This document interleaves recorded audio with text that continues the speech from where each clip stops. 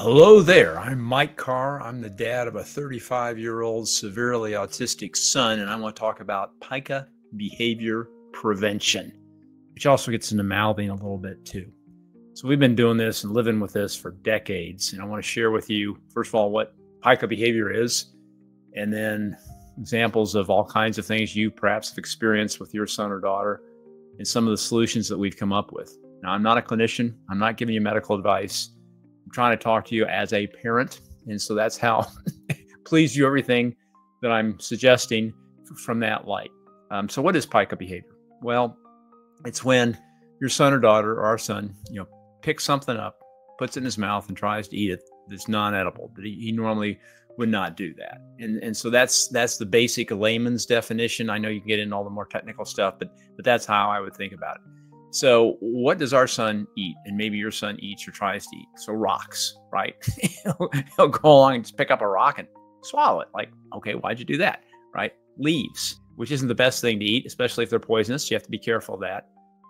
We lived in Lago Vista, Texas for a while. Deer were everywhere. And believe it or not, and it sounds very gross, he'd pick up deer poop, which looked like little raisins, and stick them in his mouth. Dirt, sticks. He'll suck the toothpaste right out of a toothpaste tube. He'll take a bite out of deodorant and a whole lot more. So let me tell you one story that got to be pretty serious. So we had a pool in Lago Vista, and our son loved to swim.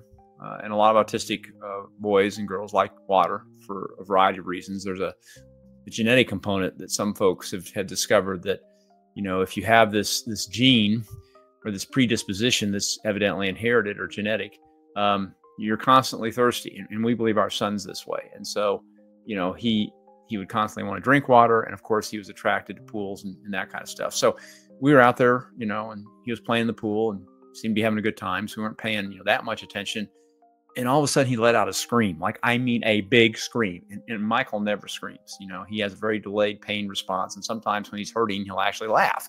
So when we heard this death-defying, scary, scary scream, we both looked up.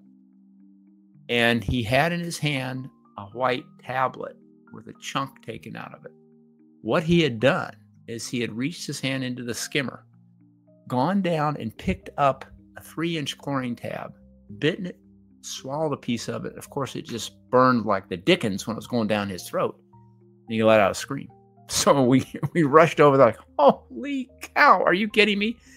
And my wife, being so proactive and so detail-oriented, had up on our fridge bunch of phone numbers, one of which was poison control. And so we called poison control, and they said, well, in this case, you just want to drink a lot of milk, which we happen to have on hand, and that neutralizes the acid or whatever the chemicals are in a chlorine tablet. And, as long as you get enough milk down him, he'll be okay. And so thank God he was okay. He didn't talk for about 3 days, couldn't talk at all, because I imagine his throat was very sore and burned. But Pica behavior is nothing to screw around with, right? Depending upon what is swallowed, it might mean a trip to the ER, which we were concerned that we might do, or who knows what, right? We'll take him into the grocery store, and we don't pay attention. He's in the fresh produce section. He'll pick something up and just stick it in his mouth, a banana, without removing the banana peel, because he thinks you can eat the banana peel, or he doesn't really understand the difference between what's truly edible and what's not edible. So let's talk about some of the solutions. So one of the things that he likes to do is he likes to chew on his t-shirts, especially the 100% cotton t-shirts, which of course is age inappropriate, makes a huge mess, destroys the t-shirt and everything else. So Kay, all on her own, my wife, all on her own, very cool, figured out that, he doesn't eat certain shirts. Okay, so what's the difference between this shirt that he's not eating, not putting in his mouth, and a shirt that he's constantly putting in his mouth? It's the fabric. 100% cotton shirts, he'll just devour. Because they get all soggy and gross. And I guess he likes the tactile feel of that. Knitted shirts or polyester shirts, he will not chew. He doesn't want to put those in his mouth. So save yourself a lot of grief and money if you've got this problem, and maybe try a knit shirt or polyester shirt if your son or daughter is chewing shirts, and see if that works. Likewise with napkins. Our son would take a napkin. He put the entire napkin in his mouth. And if we weren't paying attention, swallow it, maybe choke on it, right? So Cave got polyester cloth napkins. And sure enough, he won't put those in his mouth because they don't taste good and they don't they'll get all slimy and they don't collect the moisture and all that kind of stuff. Let's talk about the plants. We tried coming up with different sprays. We put Tabasco sauce in a sprayer, and that sort of worked with houseplants. Vinegar he loves, so it doesn't work at all. As a matter of fact, that might be an attractant, if you spray a plant with vinegar. So we've had mixed results with that. I think what works better for us for certain things is if it's not poisonous, we ignore the behavior. So like if he's putting a plant leaf in his mouth, he's looking right at you, right? And as soon as you react, he knows he's got you. He knows he's won the game, so then he's going to chew more of them. But if you just ignore the behavior, it doesn't taste very good. He's going to spit it out because it didn't elicit the reaction. Like, why was he doing it in the first place? Well, he wanted attention, perhaps. And so in those situations, some kind of behavior, ignoring, and just, again, it can't be something that's going to harm him, like a big rock or who knows what. The other thing we've done in his living space is we lock a lot of stuff up, right? And this seems pretty obvious, but you'll lock up all the food in the pantry. You'll lock the kitchen so he can't get in. For puzzle pieces and small things out in his play area, you put them in child-proof containers, or you might lock them in a filing cabinet. In his bathroom, we've actually put anything he can suck out of a tube, whether it's toothpaste or an antibiotic cream, or like his deodorant that he likes to take a big chunk out of. That's always in a cabinet underneath the sink that has one of these plastic, not really a lock, but you have to move the little plastic piece out before you can open the cabinet, and he can't figure out how to do that.